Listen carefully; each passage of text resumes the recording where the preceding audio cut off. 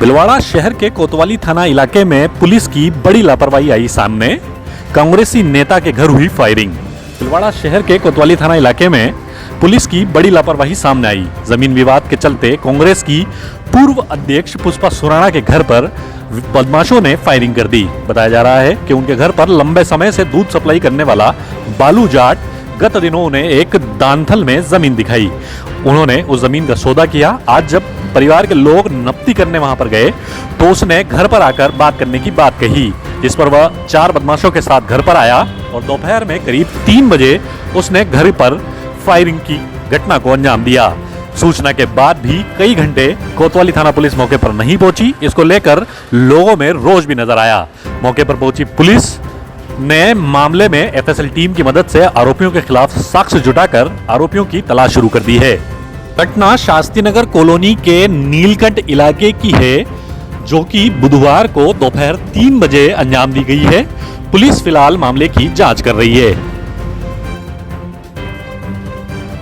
मैं पुष्पा सुराणा, शहर कांग्रेस की पूर्व अध्यक्ष।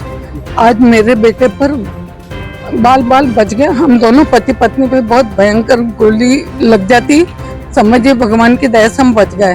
और एक बता रही हूँ सर, हमारा दूध वाला दूध देने आता था और उसने हमसे बोला बाबूजी बहुत अच्छी जमीन है, आप खरीद लो।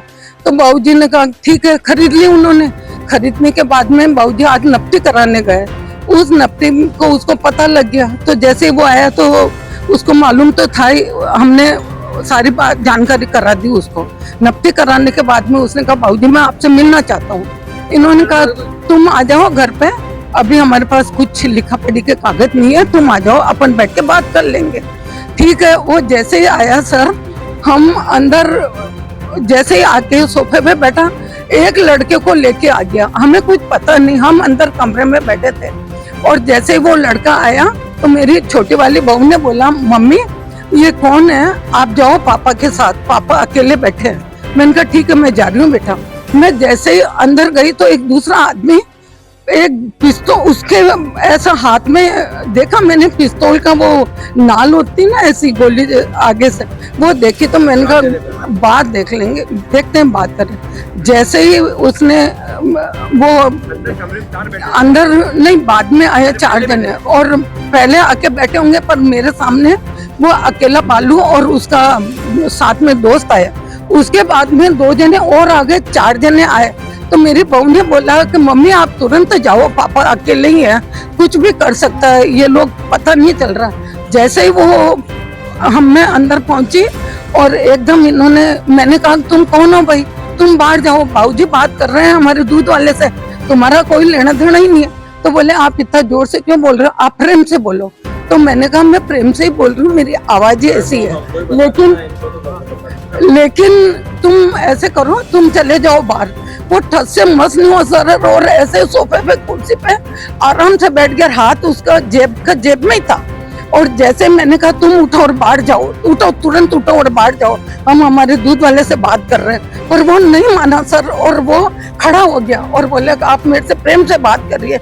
मैंने कहा मैं आपसे प्रेम से बात कर रही हूँ, मैं जोर से नहीं बोल रही, मेरी आवाज ही ऐसी है जितने। तो बाबूजी ने कहा तुम भी बाहर चले जाओ भैया, हम दूध वाले से बात कर रहे हैं, वो बालू जाट से, तुम क्यों आए, तुम्हें थोड़ी बुलाया हमने। तो बोले प्रेम से बोलो बाबूजी, इतना जोर से मत बोलो। जब तक तो उसने भगवान जाने, हम दोनों बिल्कुल नजदीक खड़े और एकदम गोली की आवाज आई और जब घबराहट हो गई, मुझे देखा तो ऊपर छत पे से गोली आ गई। और जैसे ही गोली गिरी सर, तो हमारे रोंग पे खड़े हो गए और इतनी तेज आवाज आई और सारे लोग बाहर निकल गए। जैसे ही बाहर गाड़ी में आके बैठे तो गाड़ी रोके ही नहीं, और मेरे बड़े बेटे पे उसने यूं गाड़ी टक्कर मार कर उसको गिरा दिया और उसके राइट शोल्डर में और लेफ्ट पाँव में, दोनों में इतनी भयंकर चोट लगी। एक और वो अभी भी है सर, गोली भी पड़ी है और दीवार के छत पे खड्डा हो रखा है, वो भी पड़ा। वो 4 जने थे सर। हाँ।